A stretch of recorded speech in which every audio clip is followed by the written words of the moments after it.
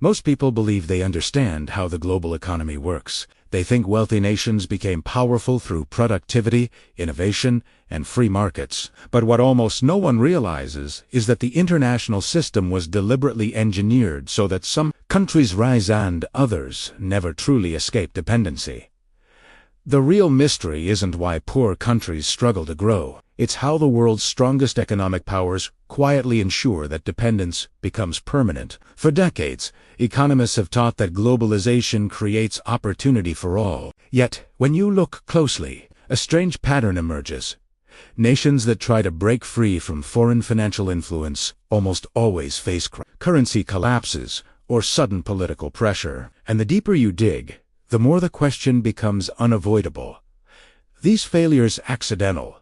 Or are they features of a system designed to maintain control? To understand this, we need to go back more than a century, to a time when modern finance was still being born. Before the First World War, most countries used gold-backed currencies and relied on their own industries to survive. Wealthier states held influence, but they did not yet possess the tools to actively shape the fate of others. That would only come when financial institutions gained the power to create money, set global interest rates, and dictate the flow of credit. The formation of the Federal Reserve in 1913 was a subtle turning point. It centralized financial power inside the United States and gave American policymakers a lever that could eventually reach far beyond their borders. Soon after, the Bank of England, the French Central Bank, and others recognized the same truth.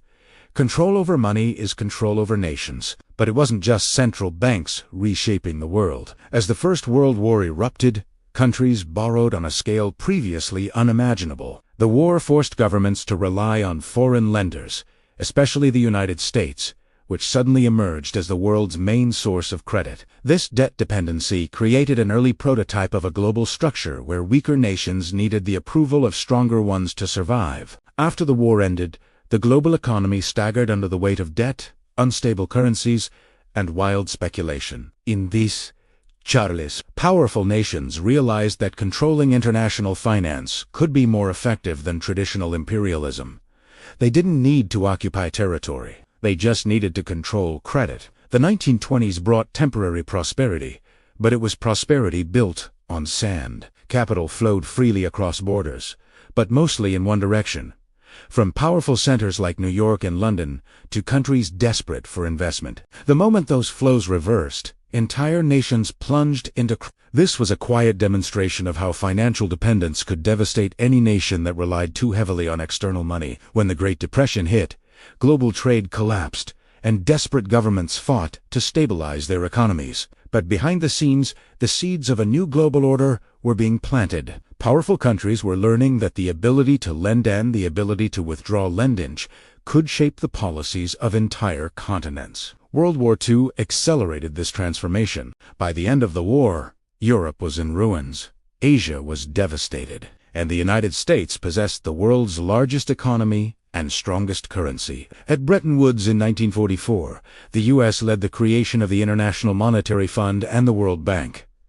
On paper, these institutions were designed to stabilize economies. In practice, they centralized the ability to grant or deny financial lifelines. This new system tied global currencies to the U.S. dollar, which itself was backed by gold. The arrangement gave Washington enormous influence. Any country needing currency, stability, loans, or development funds would need to play by rules set largely by the United States and its allies. But the most important power wasn't in the rules themselves, it was in who got to interpret them. By the 1950s and 60s, newly independent nations across Africa, Asia, and Latin America rushed to industrialize. But industrialization required loans, and those loans came with strict conditions. The more a country borrowed, the more it surrendered economic autonomy. For many, this was the moment dependency became locked into place, not because they lacked talent or resources, but because the global financial system rewarded compliance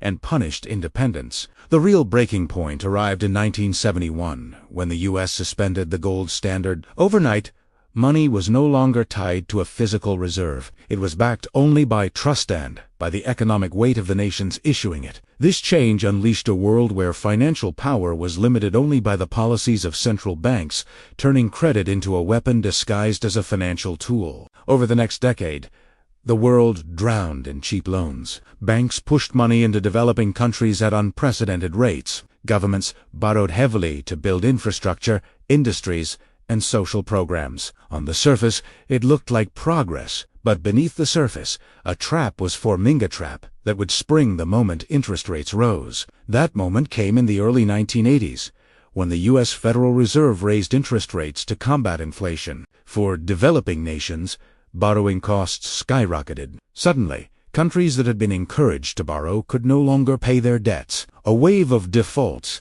swept across Latin America, Africa, and parts of Asia.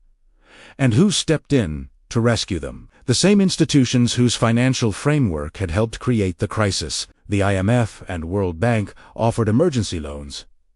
But these loans came with strict conditions known as structural adjustment programs. Countries had to privatize industries, cut social spending, remove trade protections, and open markets to foreign investors. These policies were marketed as reforms, but their effect was predictable.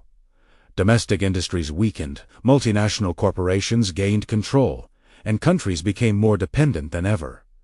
Some nations attempted to resist, but resistance came with consequences. Countries that refused IMF conditions faced market pressure, credit downgrades, or diplomatic isolation. Investors pulled out.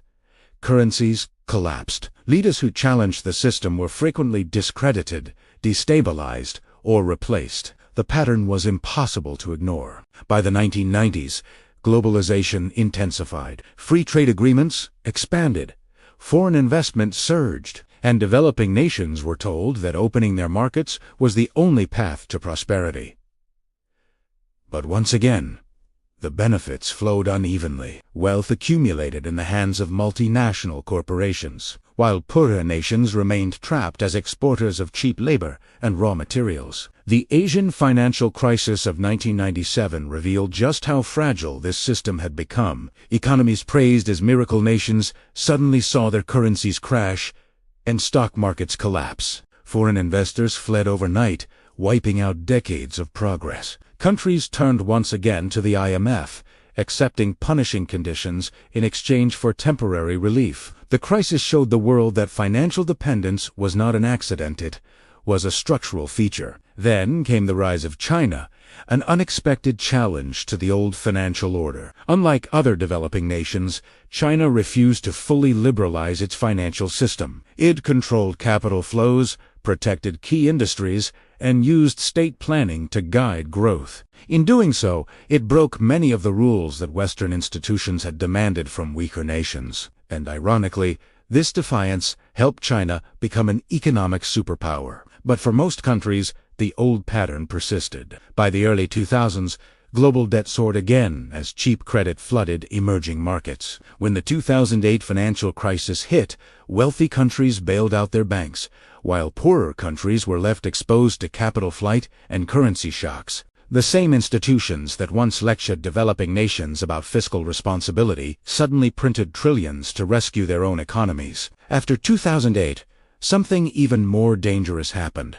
Central banks became the most influential forces in the global economy. Their decisions determined currency values, interest rates, and the flow of capital. A single announcement from the U.S. Federal Reserve could trigger recessions in countries halfway across the world. Dependency had evolved from loans and conditions into something more subtle: market psychology, controlled by a handful of financial authorities. By 2020, global debt exceeded $300 trillion. Much of this debt sat on the shoulders of developing nations that could never realistically repay it. When the pandemic struck, wealthy countries printed vast amounts of money to support their economies, while poorer nations faced crushing debt burdens and limited access to credit. Once again, inequality wasn't just preserved, it was reinforced. In recent years, the system has become even more polarized. Advanced economies borrow in their own currencies at near zero interest rates, while developing nations borrow in foreign currency at high rates that reflect risk, a risk defined by the very institutions that benefit from the arrangement. It is a loop that keeps wealth flowing upward and dependency flowing outward. Today, the global economy faces mounting pressures. Rising interest rates, currency instability, geopolitical conflict, and supply chain fragility. But the deepest threat is the structure itself. It is a system where powerful economic centers dictate the rules, and weaker nations must constantly adapt, even when those rules contradict local needs. This is why some countries never escape the cycle. They are not failing because they lack potential. They are failing because the international financial architecture rewards dependence, discourages autonomy, and punisheth any attempt to chart an independent path. The more they try to grow, the more entangled they become in a system they do not control. Yet history shows that no system remains stable forever. The same forces that once seemed unshakable have collapsed before empires, currencies, financial orders, and if patterns continue, the next major shift may come not from rebellion, but from the system's own internal contradictions. Which brings us to the first key takeaway. Economic independence is impossible without monetary independence. Nations that cannot control their currency, their debt, or their exposure to foreign capital remain vulnerable to forces beyond their borders. The second takeaway is that globalization is not neutral. It is shaped by institutions, interests, and incentives that favor certain countries and restrict others. Understanding these incentives is the first step to navigating them. And the third takeaway is that dependency is not destiny. Countries that strategically manage their finances, protect key industries, and balanced foreign influence can still carve a path toward real sovereignty. As we enter an era defined by uncertainty, every nation will face a choice: continue relying on a system that was never designed for their benefit, or confront the uncomfortable truth that real independence requires challenging the structures that hold them in place. If this exploration made you look at the world economy differently, consider joining the channel, because understanding these forces is the first step toward not being controlled by them.